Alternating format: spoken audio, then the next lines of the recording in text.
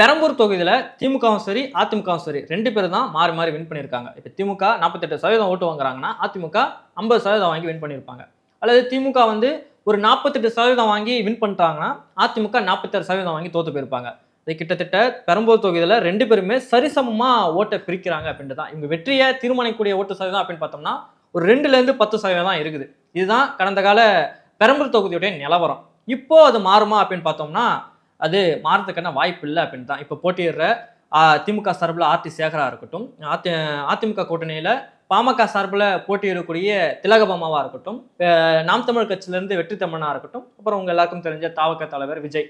இவங்கள்ல யாரு ஜெயிப்பாங்க அப்படின்னு நம்ம ஸ்ட்ராங்கா சொல்லணும்னா, நிச்சயம் அது திமுகவுக்கே போகும் அப்படின்ட்டு தான். என்னடா இது ஸ்டார் கேண்டிடேட் விஜய் அவர்கள் இன்னும் திமுகவுக்கு தான் ஓட்டு போகுதா அப்படின்னு நீங்க கேட்டீங்கன்னா, நிச்சயம் திமுகவுக்கு தான் ஓட்டு போகும். ஏன்னா 10 வருஷம் அதிமுக ஆட்சியில ஏராளமான அதிருப்திகளும் பிரச்சனைகளும் தான் மக்கள் சந்திச்சாங்க. அதோட விளைவாக தான் திமுக மீண்டும் ஆட்சியில் அமர்ந்தாங்க. இவங்க வந்த பிறகு இவங்க வருவதுக்கு முன்னாடி ஏராளமான வாக்குறுதிகள் கொடுத்தாங்க. வந்த பிறகு அந்த வாக்குறுதிகளை நிறைவேற்றி இருக்கிறாங்க.